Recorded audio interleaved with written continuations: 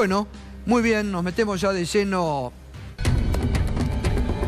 ¿Alguna opinión, Raúl Timerman, sobre esto? Bueno, sí, me llama la atención el último cuadro que mostraste sobre el tema de los docentes, de la educación en la provincia de Buenos Aires. Se cumple una vez más el paradigma de Jean-Paul Sartre: el diablo son los otros. Claro. Digamos, la gente que está con Cambiemos pone toda la culpa de lo que pasa en la educación en los otros y deja al Estado, lo deja de lado, digamos, no le da responsabilidad, a la falta de presupuesto no le da responsabilidad. Pero vos sabés que la agudización del conflicto docente sirvió para que la gente vea, porque los medios mostraron el estado que están en las escuelas, claro, en la provincia de Buenos Aires. Es terrible esa situación. Sí. Victoria, ¿Qué tal? Buenas noches, ¿cómo te va? Gustavo. Buenas noches. Una línea sobre este tema. No, que es preocupante, pero que muestra la fiel realidad. La provincia de Buenos Aires tiene una situación de emergencia educativa que la gobernadora no se anima a declararle y que los intendentes del resto de las localidades de la provincia, sobre todo lo que es el Gran Buenos Aires y el conurbano, no la pueden declarar por la falta de acompañamiento de una gobernadora que tiene realmente una dificultad enorme, que ya quedó demostrado que la lucha no era solamente por el salario, sino por las condiciones de las escuelas de la provincia de Buenos Aires, que pasan a ser lugares inseguros, tanto para los alumnos como para los docentes. Y creo que esto, a partir de la muerte, lamentablemente, de Sandra y Rubén, irrumpió en la esfera, digamos, de la agenda cotidiana de toda la provincia de Buenos Aires, la comunidad de padres, las cooperadoras escolares.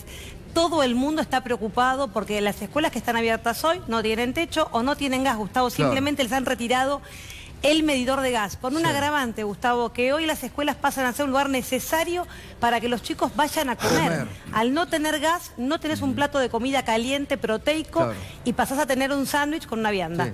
Néstor. Gustavo, hoy se cumplieron 2 meses del crimen de Estado de Sandra y Rubén. Estuve en Moreno, con una movilización, yo creo, no menor de 8.000 personas, una unidad entre los papás imágenes, creo, Charlie, y los de la movilización docentes de Moreno, de características extraordinarias. Y quiero desmentir en esto de las campañas que hay 75 escuelas andando. Hay 3 escuelas andando. En un distrito que hace 2 meses está colapsado y que fueron investigadas todas las escuelas en su falta de condición edilicia, la gobernadora no ha garantizado que en ese distrito en 2 meses anden las escuelas.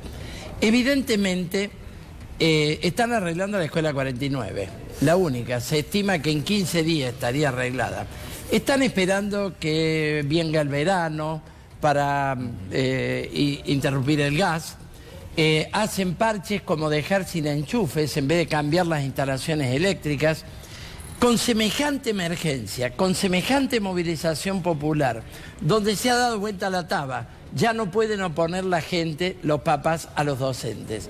El verso bueno, de que esto el además lo hace docente... la Universidad Austral, digo. Estos datos que para el gobierno de la provincia son realmente datos muy negativos, porque ellos que han focalizado y han confrontado contra la dirigencia sindical, contra Baradel, contra los docentes, que más del 60% opine que el problema es del Estado. Se les está dando vuelta a la taba. Que es un Lo dato. mostró hoy Moreno después de 2 meses de la masacre. La gobernadora apuesta al desgaste del movimiento popular.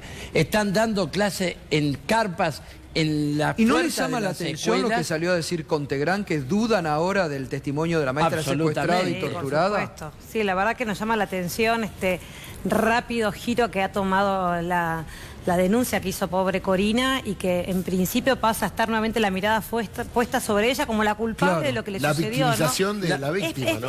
Es un mecanismo La víctima sería la culpable. Exactamente, la víctima de ese hecho lamentable y irrepudiable, por supuesto, porque ataca justamente al corazón de aquellas docentes que hoy están con amenazas de inspectoras distritales que las obligan a tener las escuelas abiertas, Gustavo, porque también hay que decir que la gobernadora insiste en mantener las escuelas abiertas, y las docentes y los directivos, después de lo que pasó, temen por la vida de ellas y de los alumnos. Cuando deciden cerrar una escuela y ponerse al frente de ese reclamo, no puede pasarle lo que le pasó a Corina en Moreno. Eso tiene que tener el repudio de toda la política y fundamentalmente de quien tiene que investigar, que es la justicia. Por eso, la verdad que el giro es sospechoso en el medio de justamente de dar vuelta esta historia y aparecer como que acá no pasa nada. Está Matías Carugati, economista, que hoy empezaron a conocer los datos de privados respecto a la inflación de septiembre, entre 6,7 la UMED, 7% el IPSIS, Orlando Ferreres, que la UBAN ubicaba la inflación de septiembre como la más alta desde el 2002. No sé si ustedes han hecho proyección o tienen. No, nosotros no hacemos mediciones, pero bueno, mirando los números de los colegas y otras consultoras, sí están todos más o menos en ese rango, entre 6 y 7. Posiblemente el INDEC de algo muy parecido, porque no se aleja generalmente de esas cifras. Y sí, estamos hablando de una inflación muy alta. También tuvimos una depreciación muy fuerte, sumado a los aumentos de las tarifas. Y ahora, bueno, vamos a ver los datos de octubre. Ya, digamos, si tuviste 6, 7 en septiembre, te deja un piso muy alto para octubre, que ya arrancó también con subas en naftas, como vimos otro día, y también se suma lo de transporte. Y después, bueno, vamos a seguir viendo los aumentos. La depreciación va a pegar sobre el tema de alimentos. Y eso ya te deja un piso, como te decía recién, muy elevado para octubre. ¿Cómo está afectando, Matías, ustedes que hacen este índice económico y político de gestión del gobierno, este tema económico sobre la figura de Macri? Mira, esos indicadores están bajando todavía un poquito más. Ya estaban muy bajos. Creo que lo comentamos la otra vez. Sí. Después de octubre del año pasado, que fue como el pico, los indicadores, ambos, el de optimismo político y el económico, estaban alrededor de 40 a 45 puntos. Hoy están en 25 26. Nivel más bajo desde que arrancamos en 2016 este tipo de mediciones. Y obviamente que lo que pasó en el medio, desde ese pico de 45, 40 a hoy, es toda la crisis que estuvimos viviendo en todos estos meses, ¿no? Que sigue sin resolver y que ahora el gobierno está tratando de resolverlo con este nuevo esquema que arrancó ayer. Claro, de flotación. Yo quiero compartir con ustedes y con los invitados, sobre todo quiero preguntarle a Raúl, porque yo decía al inicio del programa y el hashtag de esta noche, cuestión de paciencia, porque el gobierno está como ahora haciendo un relato de la crisis, no la admite, no la asume, y lo que está tratando es de naturalizar la recesión, como es que algo natural que tenemos que pasar. Entonces, vamos a ver las expresiones públicas del presidente, de Duhovne y de Carrió de estos días, cómo están queriendo naturalizar que lo peor que está por venir, que lo dicen todos los economistas, lo tenés que tomar con paciencia, con calma, que en algún momento, no importa lo que te pase, te vas a mejorar. Que tenga paciencia, que sabemos que está pasando por un momento difícil, que tenga paciencia, que sabemos que está pasando por un momento difícil. Vienen los 6 meses más difíciles de esta nación.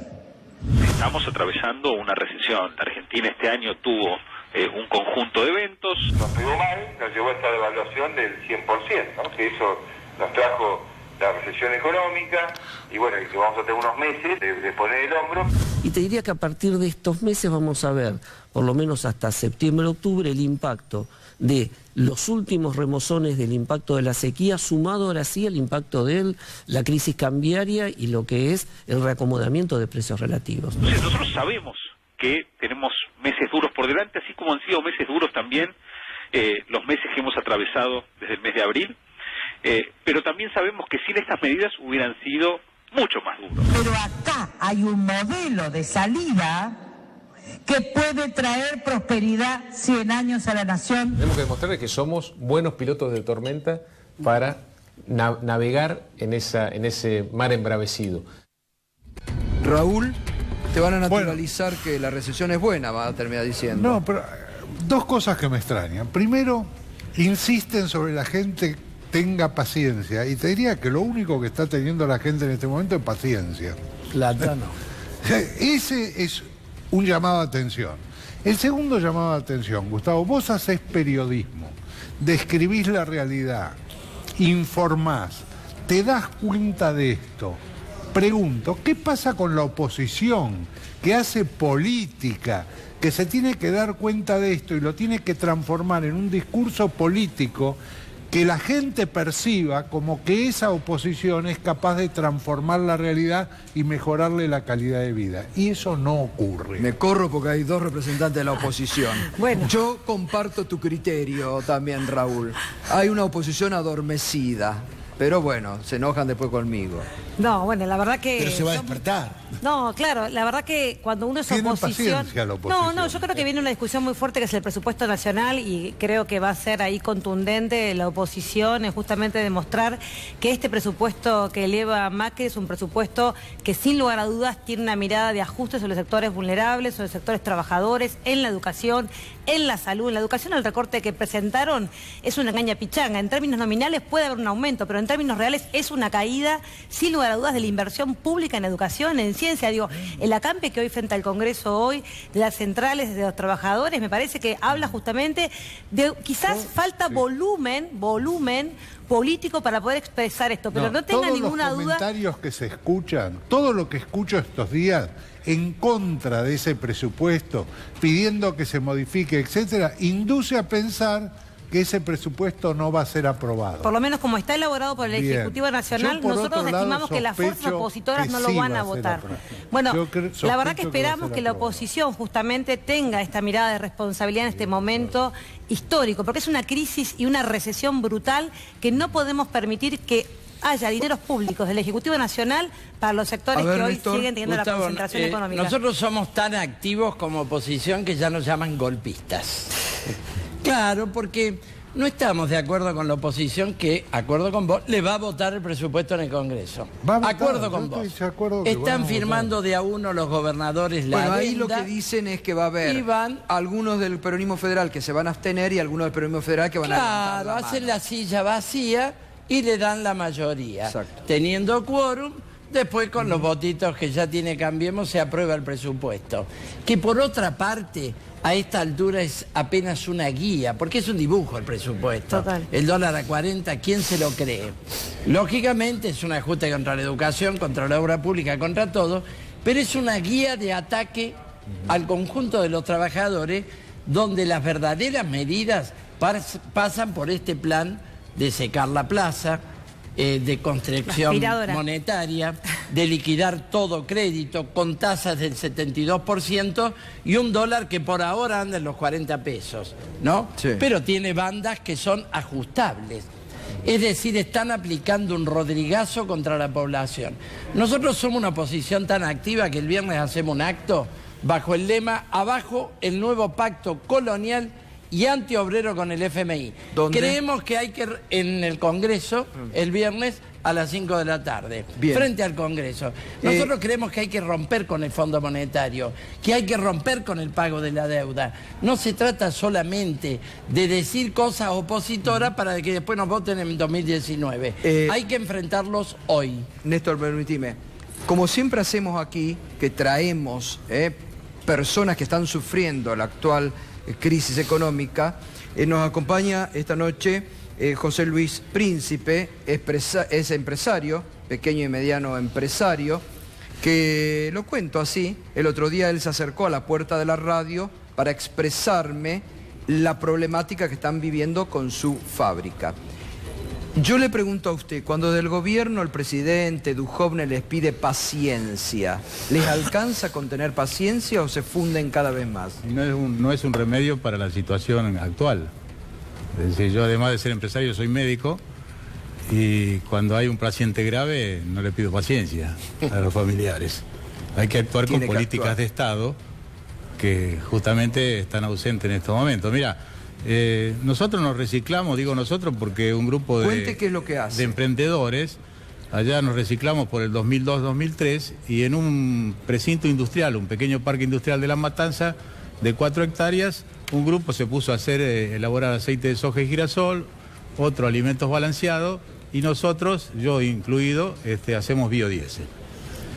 Todo fue funcionando perfectamente, vinieron inversiones, llegaron en bicicleta y a pie alrededor de 150 operarios que después consiguieron su moto, su terreno, su autito, un buen pasar, vacaciones, etcétera, etcétera. Lo hago corto por el tiempo tuyo.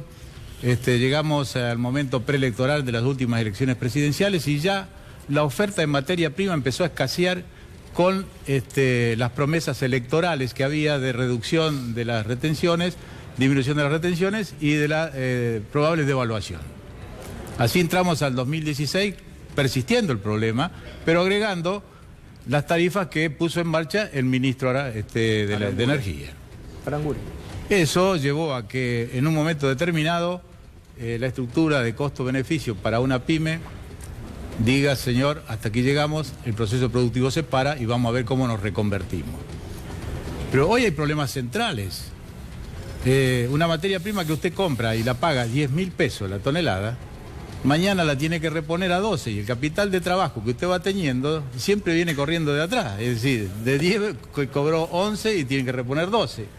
O sea, esto hace inviable la posibilidad de que sigan funcionando las pymes. Entonces nosotros debemos salir a contarle a toda audiencia y a la población de que el peligro de los lugares de trabajo de las pymes es real, es auténtico y es del día a día. ¿Cómo puede ser que un ministro nos venga a contar de que las altas tasas son incompatibles para producir? Flaco, arreglame el problema. Las altas tasas, si son incompatibles, no tenemos más industria, no tenemos más lugares de trabajo.